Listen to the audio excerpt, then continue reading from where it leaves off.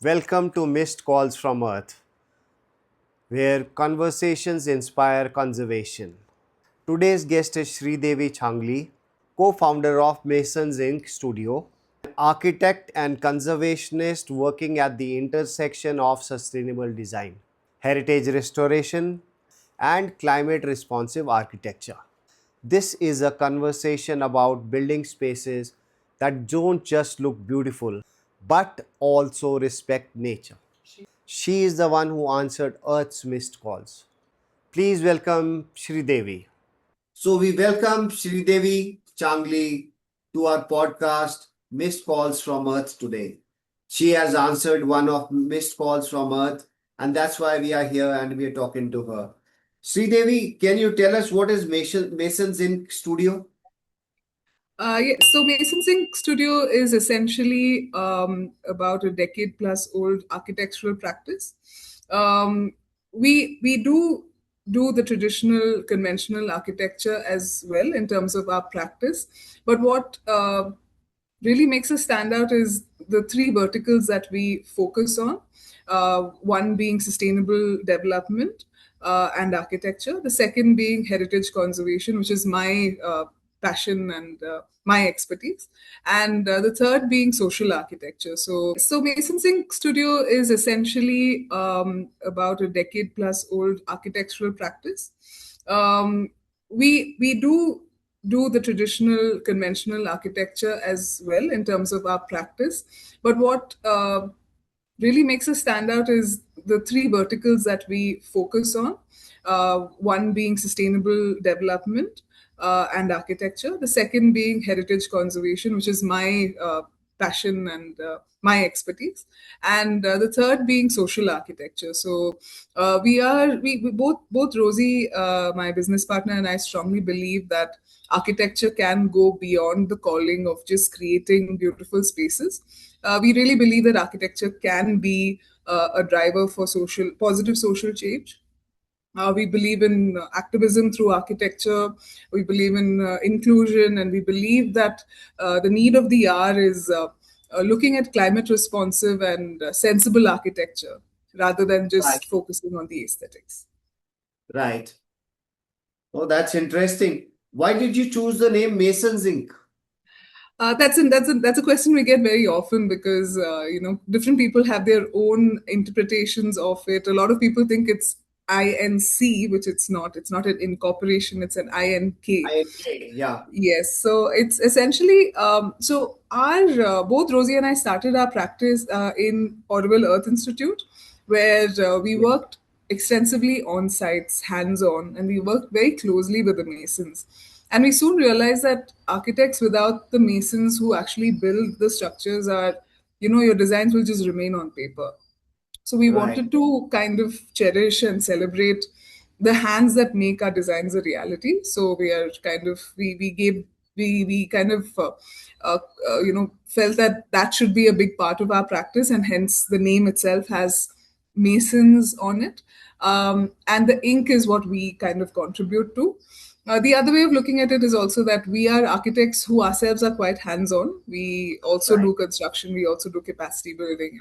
So we are masons who ink. So there are two kind of versions to our the meaning of our name. Wonderful. What drew you towards architecture and heritage conservation?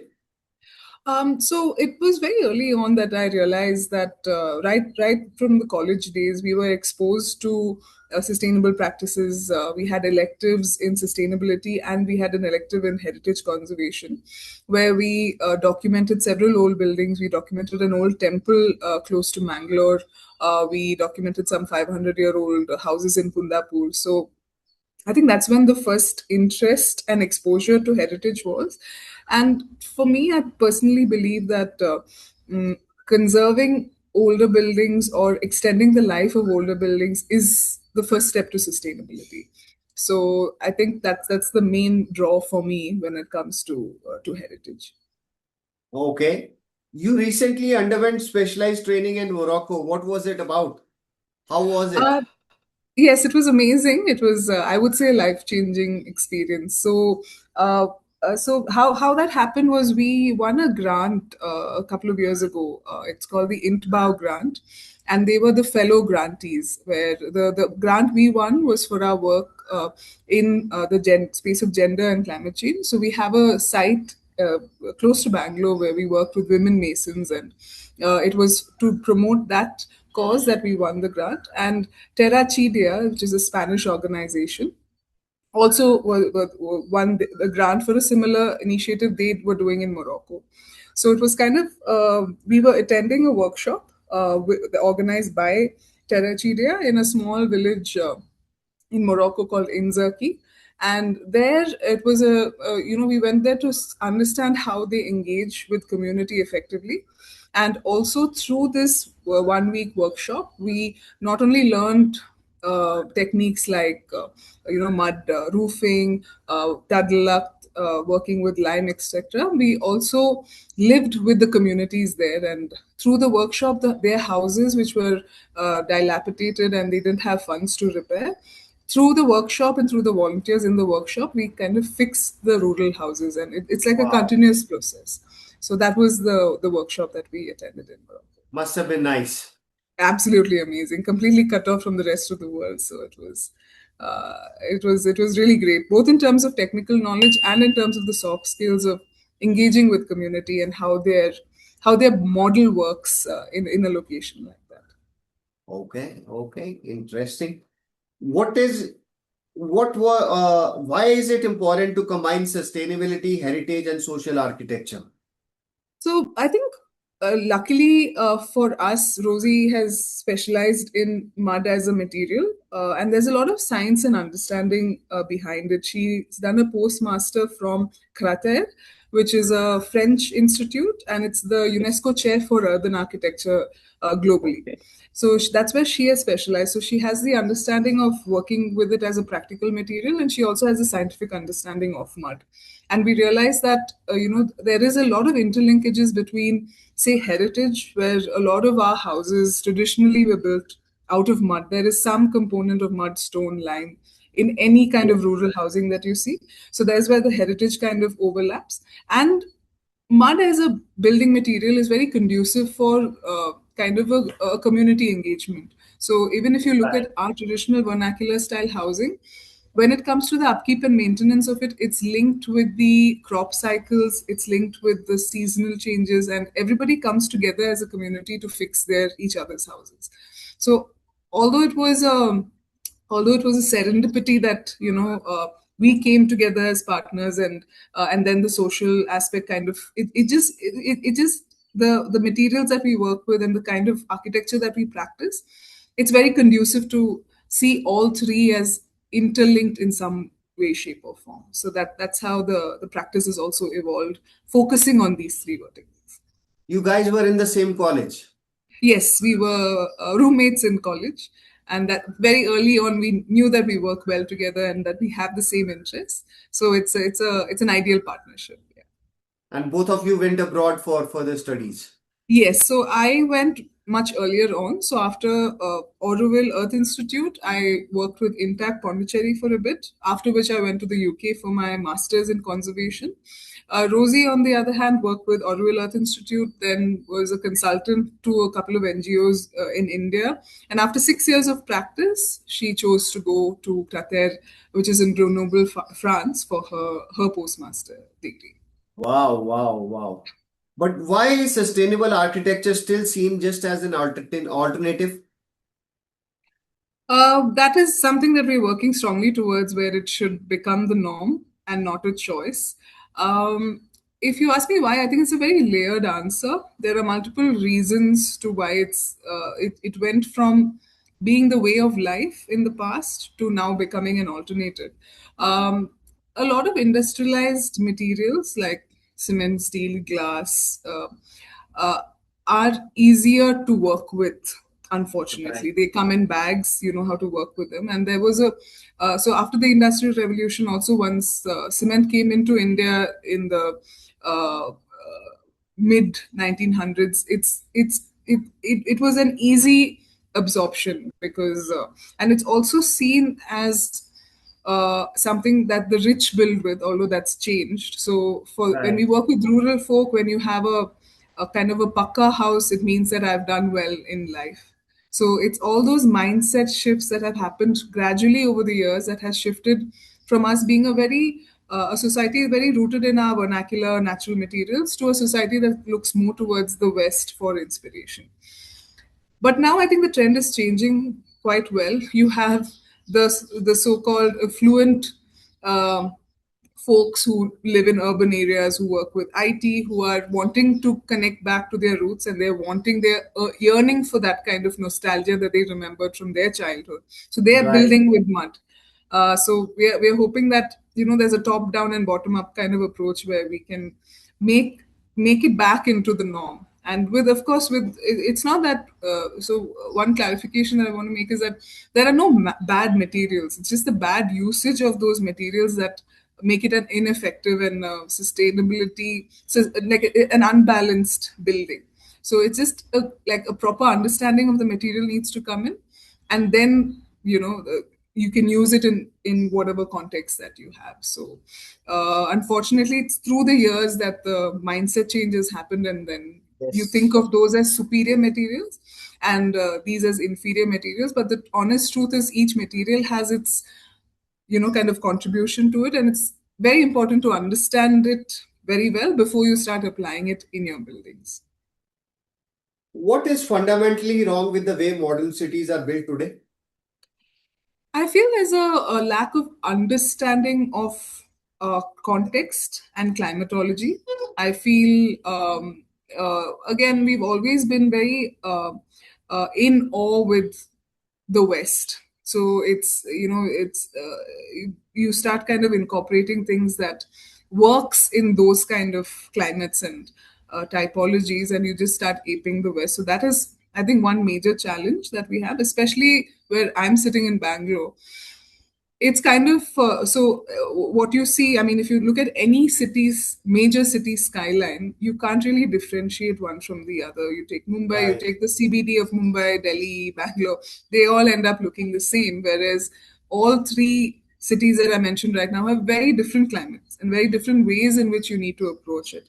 So I think that is the basic issue these days, the approach to architecture and the blind copying of other ideologies and just transplanting them without a full understanding of what implications they have to your local context.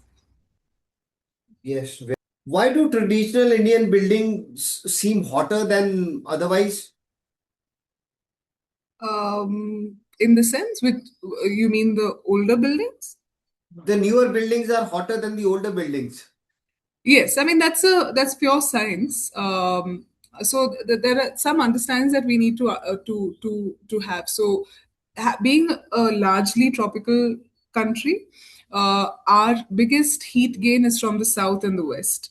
So, if you protect your south and the west from the harsh sunlight and bring in the north light, that is the first step. So, first step is understanding how the sun moves, where the wind comes from, and all of that. So, in the past, our artisans and builders had a better understanding of this. And they kind of married it with, say, Vastu Shastra or different things like that, which is now being kind of applied without the full understanding. So, one small example is they say that your water bodies or your wells, in those days they were not sumps, they were open wells, need to be Right. in the northeast portion of your site. And now you would just blindly say, okay, northeast, even though it's a sump, it's covered. So the reason for that is that the sunlight that you get in the northeast is good for the bacteria, the killing the bacteria and all of that. So that's a reason why. And there are different reasons for that, and each, even in India as one single country, there are different understandings of Vastu Shastra. So in Kerala, you might have the idea of courtyards and all of that because you have heavy rainfall, high humidity. So you need that constant airflow, which is why they say that the Brahmasthana should be open to sky, and you have that. So I feel in the past there was better understanding of how things actually worked. Even though we have science and technology to back it up now, we're not really, the old understanding has been lost. So I think, so what we are doing as a practice is to take the traditional understanding, mix it with the correct science and technology and try to create a product or a building that is, a good melange of both old and the new, taking good from both. So that's one. This just purely the understanding of the envelope, and then when you go to the next step of actually understanding what the materials are used within that. So you in older buildings you would have seen you would have walls that are about 1.5 to 2 feet thick. So this is purely during the hottest times. It's called a thermal lag, where when the sun hits the external surface, the time Right. that's taken from that heat to transfer to the inside is a lot. It's faster for cement. So if it's a cement house, it's hot in, hot out, cold in, cold out, that Right. kind of situation. But in the mud house, you have the time lag. In stone houses, you have that thermal lag that creates that kind of buffer for heat gain and also the smaller things. So both from a material point of view and a design ideology, there was a better understanding in traditional houses, whereas now we have technology, but we're not really using that intelligently, is what I think. Why are these old traditional techniques vanishing? There are multiple reasons. There is one is just purely from from being able to source the materials. For example, if I want to use lime, there were traditional lime kilns that were Right. there, which are all vanishing because of lack of demand uh, of those lime kilns. Then also, so one is getting the material, and the second is getting the artisans or the laborers who actually understand, know the nuances of working with them. So we are at actually, if like from the on ground experiences that we have, I think India is at a crux of, we still have that generation that has the understanding of materials. So, for example, we had a project in Ratnagiri, Andhra Pradesh, where they still Right. used lime, but they had forgotten about the slaking of the lime or the actual processing of the lime. So they knew that they could use it, but they were finding issues with it because the processes of slaking it and using it in the correct manner was not followed. So we reintroduced those practices, and now they can reuse it. So I think it's dying out because one, there is a challenge in sourcing the material itself. Then somehow, if you source the material, there's a challenge in the finding the right artisans. If you find the right artisans, of course, you have to pay them well. So there is a chance in some cases that your buildings might get a little bit more expensive. But if we are able to fix the demand and supply issue and have, so one positive trend is a lot more people interested in building natural with natural materials. So if you're able to fix the demand and supply issue, I think we could come up with a good solution where it's a good building, it's a healthy building, the artisans are being paid well, and it's not prohibitively expensive for people to build in that fashion. So a couple of Where things did- to fix. Good. Where did the misconception about the mud houses come from? So I think it goes down to the theory of mud houses. If you want it to last well, you should have a good boot and a good hat, is what our mentor used to say at the Earth Institute, Mr. Architect Satprem Maini. So as long as you protect the walls from splashback of water and also protect the walls from the rain from above, um, it should last you. We ourselves, I personally have seen a home in Maynard which is about over about 250 years, still maintained well, still in that agrarian community. So it's a beautiful house that we were fortunate enough to visit. So the question that we often get is, will my house kind of melt away in the rain? The answer is no. If built well, built scientifically sound, it will not. So the reason why not enough people are maybe building in this manner is just purely because of lack of knowledge, lack of awareness, lack of exposure, and lack of ability to find the right people to advise and build their houses well. Very true. Very true. Has architecture become more about appearance than just functionality? I think that's a personal choice for every professional and every client, whether they want to choose. It's always a conversation of, can it be pretty or can it work well? But I personally, I mean, at least through our practice and through our design, I think they can both work well together. It can be a very, very simple functional design, but at the same time, with the right use of materials and all of that, it can both can exist. It need not be an either or. It can be a Venn diagram of I have a pretty house that is looks beautiful, and I have a house that works well as What is the biggest myth people have about sustainable homes? well. A lot of people come to us saying, "Oh, it's a mud house. It should be very cheap."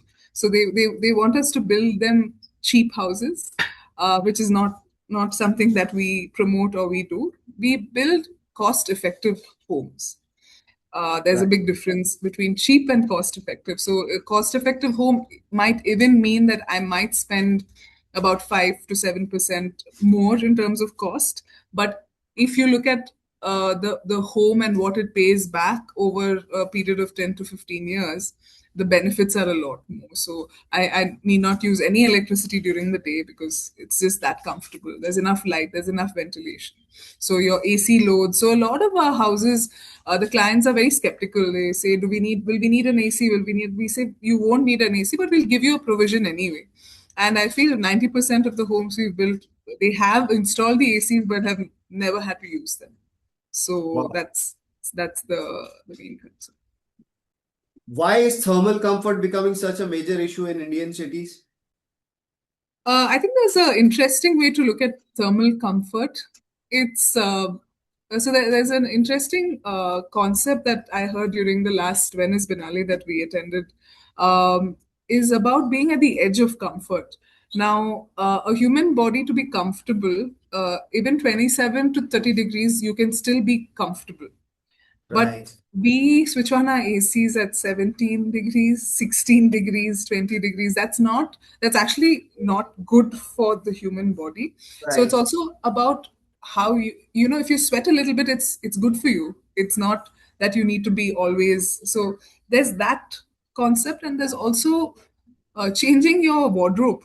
You know, a lot of us, I mean, yeah, sometimes your profession asks for it. You're wearing these blazers and ties and suits.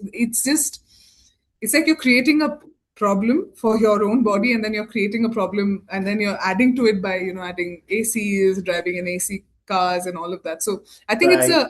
the concept of thermal comfort needs to be redefined, and we need to change how we live, also to address that issue. Why is earth-based architecture becoming relevant again now? I think a lot of people, especially post COVID, I've seen a big shift in the way people are looking at their homes. When we were forced to stay at home, there's a shift in how people are looking at their homes. So people who had homes that we built for them, they were.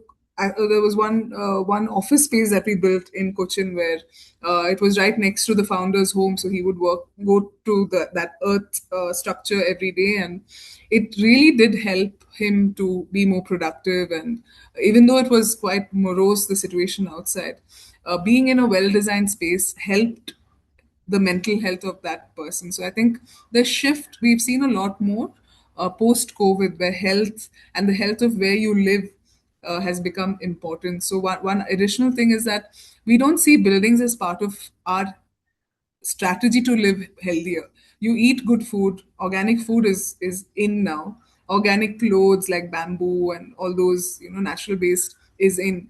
But what we don't realize is the building is our third skin. We have the skin, you have the clothes, and the building that we live in is essentially also contributing a lot to health. So the overlap of health and the awareness people have on the environments being healthy is creating that shift to build healthier homes or healthier offices, definitely. How important is animal inclusive architecture in sustainable design? Um, I I think definitely yes, especially if you're a pet owner. I think it's very important to have spaces that are conducive for pets, especially. I mean, the homes we've designed for pet owners, we specifically look at the how the flooring is, because the pet anatomy is the dog anatomy is very different from the human anatomy. They're walking Right. on all fours, they have their claws. So we were actually quite lucky to work with experts in the pet industry. So we have a dog behaviorist as one of our clients. We have a dog nutritionist as one of our clients. So they have actually working closely with them has given us a better understanding on how animals perceive color, how animals perceive spaces. So that way we've been lucky to be a part of those kind of projects. From a larger point of view, I think having livestock actually works very beautifully when it comes to creating energy out of that. So one of our farmhouse projects, there's a biogas plant, Okay. supplying gas because they have, but you need that amount of. They have 3 or 4 cows, they have goats, they have pigs. So it really that way also it's quite quintessential, I feel, for a completely sustainable farm to have livestock as well, other than having pets at home. What simple designs choices naturally cool a building? Like I said earlier, your orientation of the building, being aware that your south sun is gives a lot of, along with light, gives a lot of heat, whereas your north sun gives a much cooler light. So having more openings in the north. Also, understanding of airflow is quite essential when you design a building. And yeah, essentially, if you take care of light and heat, I think your building should perform quite well. How do local materials reduce carbon footprint? It's essentially to understand carbon. It's important to understand the whole cycle. So, if I take a simple material like your flooring, say vitrified tile, if you see how much processing goes, so there's carbon that's collected when you go to source the raw materials. There's carbon collected when you are firing it at high temperatures in the factory. There's carbon that goes into getting the prepared raw material from the factory to the franchise, to the distribution, and finally to your site. So if you see the number of times transport is used, the amount of heat that's applied to make the building itself.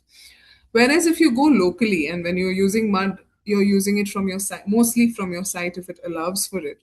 So if I take the example of a CSEB or a compressed stabilized earth brick, I have the machinery which runs on just on manual compression. So there's no additional energy. I excavate the soil from site, I process it on site, and I use it on site.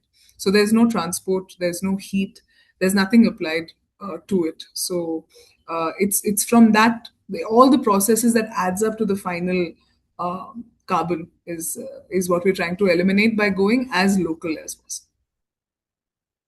Can sustainable homes be affordable for the middle class as well? Of course, it can be, and that's the way. That's what we're striving towards. So it depends on what materials you choose and how you choose it. But a cost-effective home can definitely be made. And as I'd mentioned before, also in terms of demand and supply, if we have those cycles well done, then homes can get more cost-effective. Yes. How do you balance modern lifestyle with traditional methods? I think they can both live hand in hand. For example, if you're talking about modern facilities, you say washing machine, you want freezers, you want dishwashers. All of that you can still guilt free use them if you have your solar panels powering those electronics essentially. So it's not that if you want to live a sustainable lifestyle, you have to cut down on your luxuries. They can coexist. And a lot of our clients are living that life now. Wow. Are materials like mud, limestone, and natural fibers future ready? Absolutely, absolutely. So again, when Rosie was doing her postmasters, mud is being used in very very innovative ways. There's 3D printing of mud. There's prefab mud panels that are possible. So these are again, like I said, they're just materials, and the human innovation is what needs to take it to the next level. So it's absolutely future ready for any context. Why is local sourcing important in sustainable construction? Again, as I said, the local sourcing goes back to the transport and the diesel or the fuel that's burned to take material from point A to point B. So as local as possible. So what we do in our projects is, if we have the site and that's location A, we look at smaller radiuses. So we try to source everything from hopefully within the site. If that's not possible, we scout around, go to a 5 kilometer radius, 10 kilometer radius, and kind of see what all are the available materials within those kind of limits that we keep for ourselves. And again, when you're not able to find something within that radius, only then we go beyond. So that's the process that we follow. Try to keep it as tight as possible in the beginning, and what we're not able to find, we are forced to go beyond. How do you ensure buildings coexist with their ecosystem? Again, if you choose to build naturally, it does coexist very well. We from a point of view of coexistence, I want to bring your attention to the end of life of a building. So these buildings are built to, again, like I said, last centuries, but there is a chance that somebody might want to demolish and rebuild in a new style, say, 50, 75 years down the line. So what then happens to that waste, right? So when you're using a pure mud material, it just goes back to the earth and there's no landfill created essentially. Whereas if you go with industrialized materials, you're left with a material which is not really going back. So the circular kind of economy is kind of broken because at some point you're generating waste. So the coexistence for me as a natural building comes when the building dies and then goes back into the original form. And that's the beauty of it. Which project is most important to you, which you have done?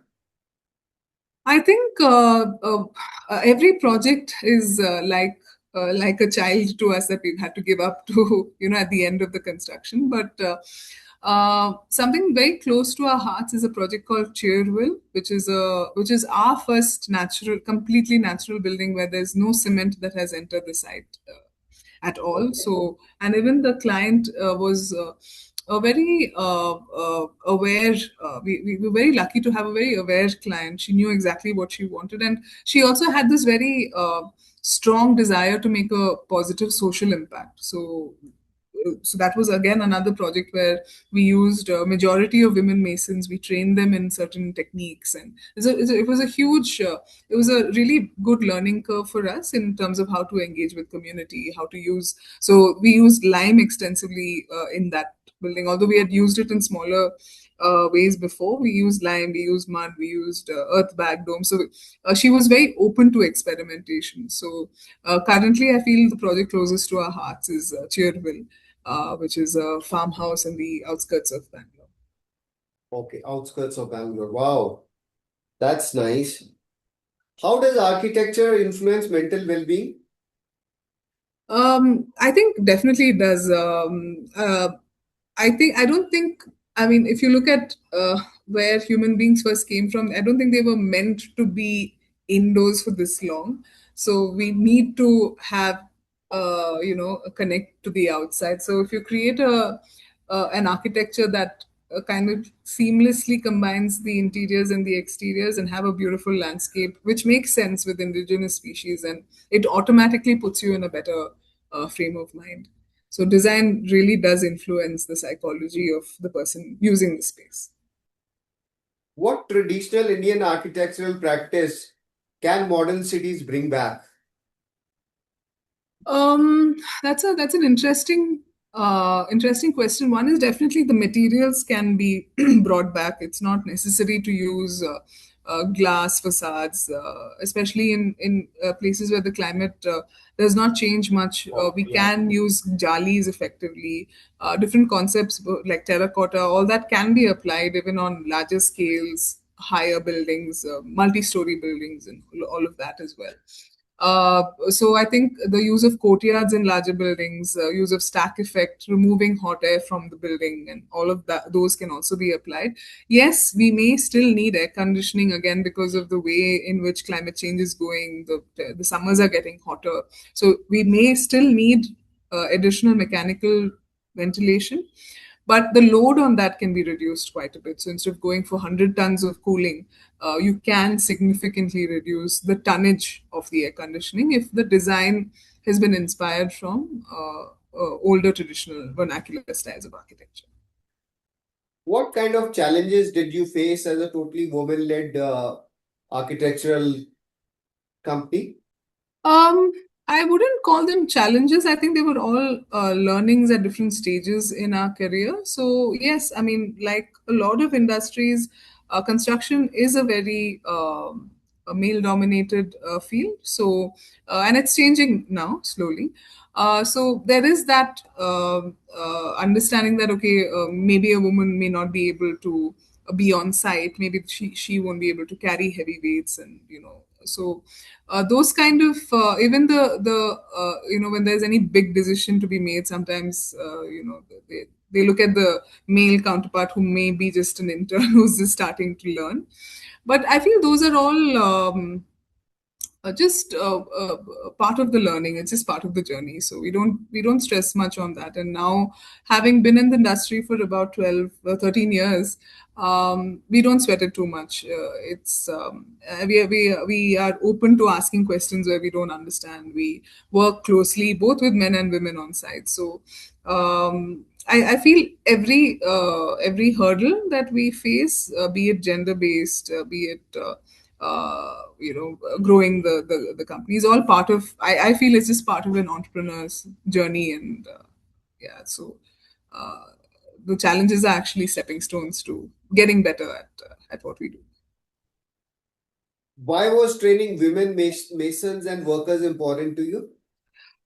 So that goes back to actually when we started our practice. So our first project was in Madurai, and that was the only project we had at that point. So I was an on-site supervisor for that particular project. So I was there every day on-site with the laborers and working along with them. So that's when both Rosie and I first noticed that uh, the women on site. So the huge difference between the West and India is that there are already women on site. So in the West, you don't see as many women on site on construction sites. Here, women are mostly laborers. They are helpers. They don't, and men also come on as laborers and helpers, who are the lowest paid in the hierarchy. The men become laborers to helpers to laborers to masons to head masons.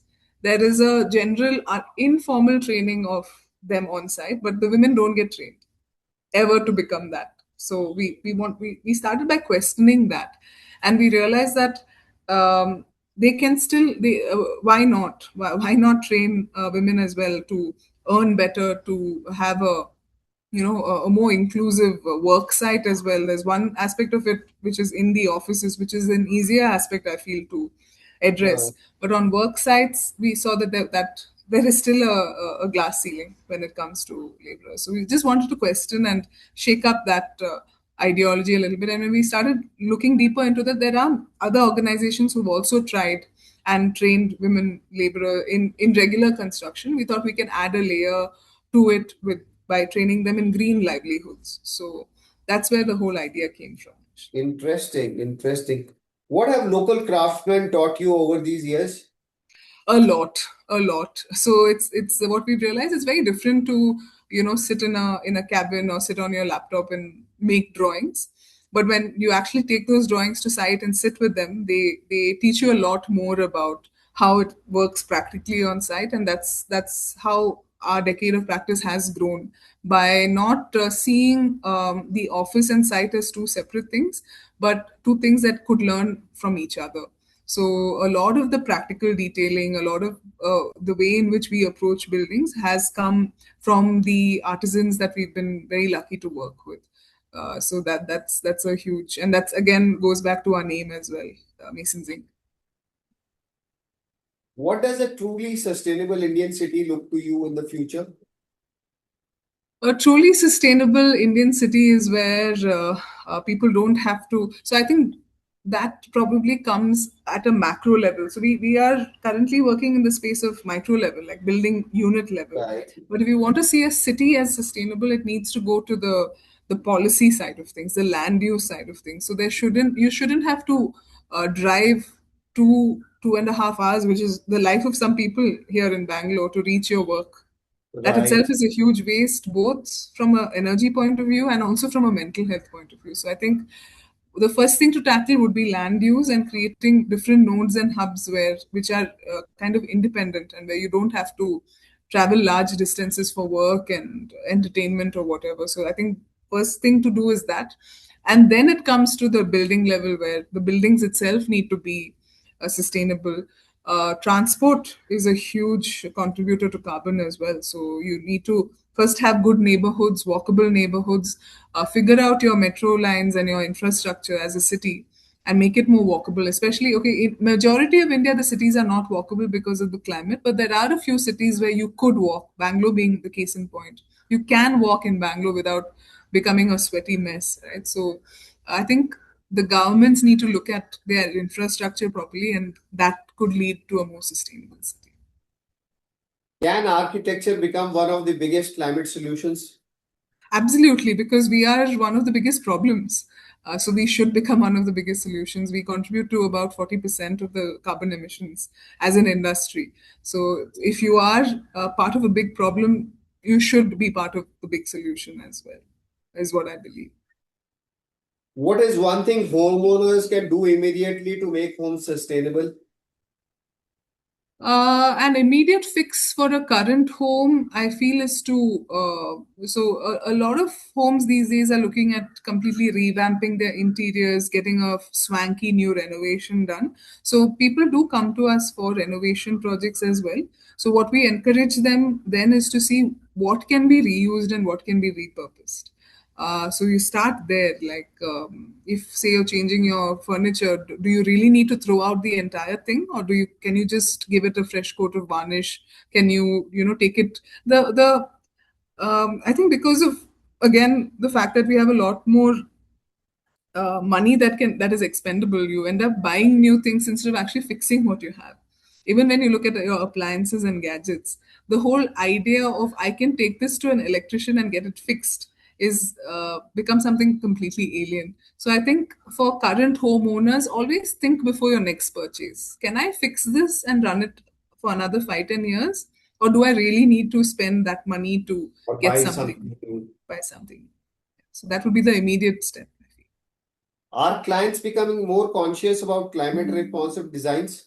Absolutely, absolutely. They are. There is a lot more awareness towards this concepts. Yes. Okay. बात Amit message क्या आ रहा है? कुछ नहीं, आप continue करो। वो तो विंडोज अपडेट करो।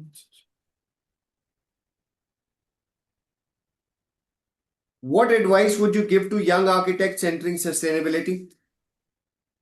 Um, I think the main thing is to get a better understanding before you jump into the field and start practicing it. I think I would encourage more young people to, of course, embrace sustainability, because that's the only way forward. And the second is to learn more in depth about whatever you're using. Even if you're using cement or steel or glass or any industrialized material, understand the material for what it is, understand its properties, understand its physicality, before blindly applying it to your project. So skill up first, and then start applying the skills, and you learn along the way. What do you think is the biggest missed call from Earth that the humanity is ignoring right now? So I feel the missed call is essentially a warning to humanity. The world is just saying, "Listen, I'll still exist. The world will still exist. But the species can go extinct because of the decisions that we are making." So it's essentially the world is calling us, saying, "Wake up now, or your future generations may not have a planet to live in, and the planet will heal." And we've seen that from scientific facts, that even large scale extinctions, the planet has still existed. But what do you want to leave behind for your children is what needs to be asked. Okay, this is a slight rapid fire round. Sure. What do you say, mud or concrete? Mud. Heritage or minimalism? Heritage. One material you love working with. Mud. Most underrated Indian architectural element. Veranda. One Indian city that respects climate responsive design. Indian city. That respects climate responsive design. I can't think of any. One thing architects should stop doing. Stop using ACP, please. Aluminum cladding panels. A sustainable habit you follow daily. Say no to single-use plastics. One word to describe modern cities. Um, Looks the same. All modern, they just look the same. Your dream project to build someday. Not building anymore. Just extending the life of what is there would be ideal for me as a heritage conservationist. Perfect. One message for the next generation. Uh, Learn from the mistakes we have made. Okay, sounds good. Is there anything else which you would want to add for our listeners? Just the fact that we're living in a very strange time. I think if you look at the global situation, it's a very strange time that we live in. So I feel again this is an ideal way is to kind of maybe all of us just need to slow down a little bit and focus on what is really important to us and give time to things that are important. I think that itself will make us a little bit more conscious beings. And personally, I'm also trying to get onto that journey sooner than later. And once you're more conscious of your surroundings, I think sustainability kind of follows suit. Wow. Thank you, Sridevi. That was lovely. That was nice talking to you. You have Yeah. given our listeners a lot to think about. And thanks a lot for joining in. Yeah, thank you so much for this opportunity. It's always love to talk about the practice and talk about sustainability and spread awareness in any way that we can as Masons Inc. Perfect. Thanks a lot. Have a nice day. Thank Bye you. bye. Yeah, you too. Bye bye. A big thank you to Sridevi Changali for showing us how architecture can become a powerful tool for sustainability, heritage conservation, and climate resilience. Until next time, don't ignore Earth's missed calls. See you in the next episode.